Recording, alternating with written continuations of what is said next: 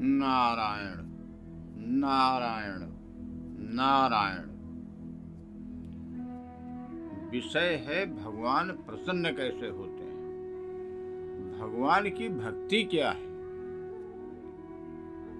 भगवान की आप सेवा क्या करेंगे, भगवान है क्या चीज। क्या आज तक किसी ने संसार में भगवान को देखा है? क्या सेवा करोगे भगवान की, किसकी आरती करोगे, क्या पूजा करोगे, क्या जो निराकार है। अब इसका मतलब ये मत समझना कि भगवान है नहीं, भगवान है, घट घट में व्याप्त है, कण कण में व्याप्त है, भगवान है। लेकिन उस भगवान को प्रसन्न करने के लिए हमको क्या करना चाहिए, और उसको प्रसन्न करने के लिए ही हम इस संसार सागर में आए हैं, क्योंकि ये कर्म क्षेत्र है। यहाँ पर जैसा जो कर्म करेगा उसके द्वारा भगवान प्रसन्न होते हैं। कर्म करो, कर्म अपना कर्म करो।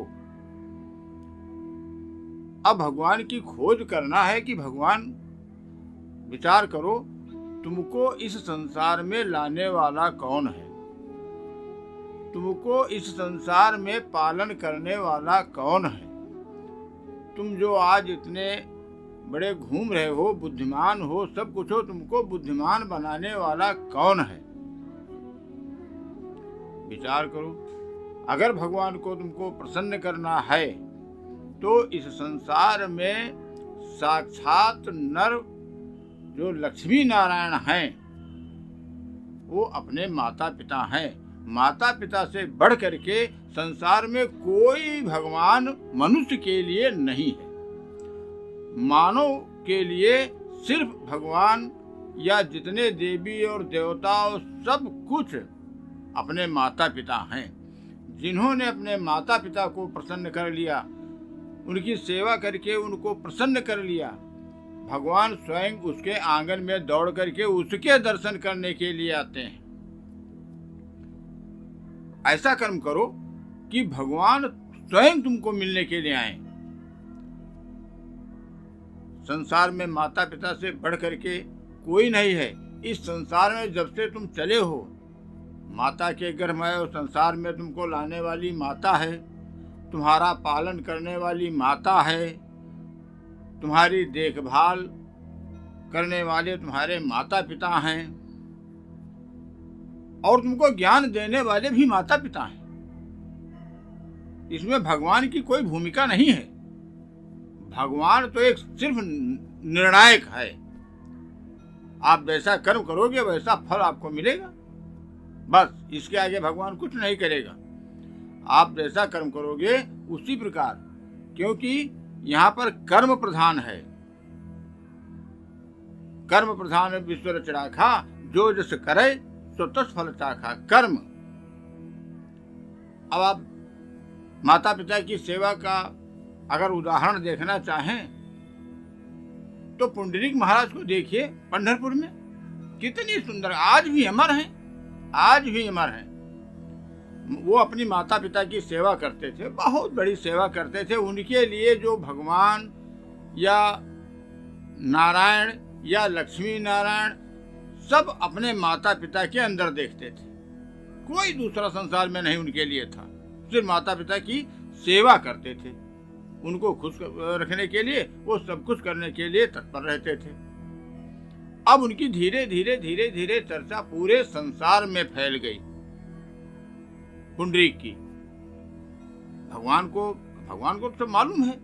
तो भगवान ने कहा कि हम ऐसे भक्त को खुद चल करके देखना चाहते हैं कि जो हमको छोड़ करके और अपने माता पिता के द्वारा हमको प्राप्त करना चाहता है। तो भगवान स्वयं उनके दरवाजे पर आए पंढरपुर में।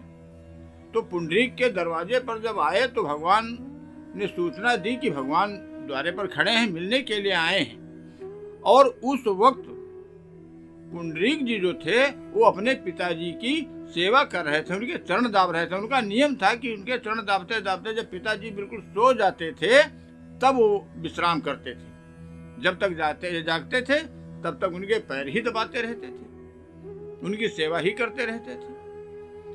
अब ये जब सूचना मिली कि भगवान दरवाजे पर खड़े हैं तो उन्होंने भगवान तिरस्कार नहीं किया, लेकिन अपने माता पिता को छोड़ करके भगवान को मिलने के लिए नहीं गए, क्योंकि माता पिता से बढ़कर के भगवान नहीं हैं। उनके ये विचार थे कि हमारे माता पिता से बढ़कर के कोई संसार में त्रैलोक्य में भगवान नहीं है। भगवान पर भगवान को मालूम हुआ कि वो नहीं आएंगे, अपने पिताजी की सेवा कर रहे हैं और पिताजी जाग रहे हैं, जब तक वो सो नहीं जाएंगे तब तक वो नहीं छोड़ेंगे पैर। तो भगवान ने कहा कि अच्छा, तो हम और चल करके उनको देखते हैं। भगवान बहुत प्रसन्न हुए। ऐसे भक्त के दर्शन करने के लिए भगवान दौड़े चले आते हैं। भगवान जा करके और पुंडरीक के सामने आंगन में उनके खड़े हो गए और भगवान ने पुंडरीक से कहा कि अरे, हम तुमको देखने के लिए आए हैं, दर्शन करने के लिए आए हैं पुंडरीक। तो पुंडरीक ने कहा कि हे स्वामी, हम अभी पिताजी की सेवा कर रहे हैं, पिताजी जग रहे हैं, हम इनकी सेवा छोड़ करके आपके सामने नहीं आ सकते हैं, तो आप थोड़ी देर खड़े रहिए। तो पुंडरीक जहाँ पर बैठे थे वहाँ पर और कुछ तो था नहीं, एक ईंटा पड़ा था। तो उन्होंने ईंटा उठा करके और भगवान की तरफ फेंक दिया वहीं पर बैठे बैठे कि महाराज, आप हमको देखने के लिए आए हैं, हम आपको देखना चाहते हैं, लेकिन हम पिताजी की सेवा को खंडित नहीं कर सकते हैं, इसलिए आप यहाँ खड़े हो जाओ इस ईंट पर, और जब तक हम पिताजी की सेवा करते हैं तब तक आप यहीं पर खड़े रहो और हम आपके दर्शन करते रहें। अब भगवान खड़े हो गए। भाई, भक्त का आदेश है, संसार में इससे बढ़कर के कोई भक्त नहीं है। खड़े हो गए, खड़े खड़े बहुत देर तक खड़े रहे। भगवान के कमर में दर्द होने लगा, तब भगवान अपने कमर के ऊपर दोनों हाथ करके खड़े हो गए और बहुत देर तक खड़े रहे। भगवान बहुत प्रसन्न हुए। फिर पुंडरीक जी आकर के भगवान को प्रणाम किया है। भगवान बहुत प्रसन्न हुए, पुंडरीक को अपना धाम दिया। ऐसे और जो माने और भगवान को प्रसन्न करने के लिए जो तपस्या करते हैं, सब कुछ करते हैं। अरे आजकल कलयुग में भगवान को मिलना बड़ा कठिन है। अरे साकार को कोई तो मान नहीं पाता है, निराकार को कौन मान पाएगा? बहुत कठिन है, बहुत साधना करनी कठिन है। हालांकि इस संसार में ये मानव शरीर मिला है, ये साधन का एक रूप है। साधन के लिए, आपको साधना करने के लिए मिला है कि साधना के द्वारा भगवान को प्राप्त कर सकते हैं। तो माता पिता तो साक्षात नारायण स्वरूप है, लक्ष्मी नारायण स्वरूप है। इससे सरल और आपको साधना क्या मिल सकती है? इस लोक में भी नाम सुख, असली सुख, जो असली सुख कहते हैं, और उस लोक में भी भगवान प्रसन्न हो रहे हैं। इसलिए इस शरीर के लिए कहा गया है कि साधन धाम मोक्ष कर द्वारा, अब पाए न जही परलोक संवारा। आप कौन सी साधना करेंगे? क्या माता पिता के से बढ़कर के कोई सेवा की साधना है? ज्यादा ज्यादा तपस्या करोगे, भगवान आपसे मुलाकात करेंगे, मिलेंगे भगवान, फिर आपसे कहेंगे वर मांगो, फिर आप अपने मनीक्षित वर क्या मांगोगे? यही तो मांगोगे हम संसार में आकर के राजा बन जाए, फिर यहीं पर आना होगा। लेकिन पिताजी की और माता की सेवा करके जो भगवान को प्राप्त करता है, भगवान उसके ऋणी हो जाते हैं, भगवान उसके ऋणी हो जाते हैं। इसलिए बच्चों, हम यही आप लोगों से कहते हैं कि अपने माता पिता की सेवा करो। सब कर्म करो, कर्म तो करना ही है, कर्म करो, लेकिन कर्म में माता पिता से बढ़कर के कोई कर्म नहीं है, माता पिता की सेवा से बढ़कर के कोई धर्म नहीं है। और माता पिता अगर दुखी है तो आप बाद में चाहे जो कुछ करें, लोग बहुत बहुत सी कर्म करते हैं, कर्मकांड करते हैं, सब कुछ करते हैं, सब व्यर्थ है। यदि इस लोक में माता पिता तुमसे खुश नहीं हैं तो उसके बाद में आप चाहे जो कुछ करो, कभी उस माता पिता को प्राप्त नहीं होगा, क्योंकि माता पिता तुम्हारे हाथ से दिया हुआ दान, किया हुआ कर्म स्वीकार ही नहीं करेंगे। क्योंकि तुमने इस जन्म में जब साक्षात थे तब तो उनको दुख दिया है, उनको सुख नहीं दिया है। अब मरने के बाद में तुम उनके लिए गौसूद बांट रहे हो, उनके लिए भंडारा कर रहे हो, ये सब क्या है?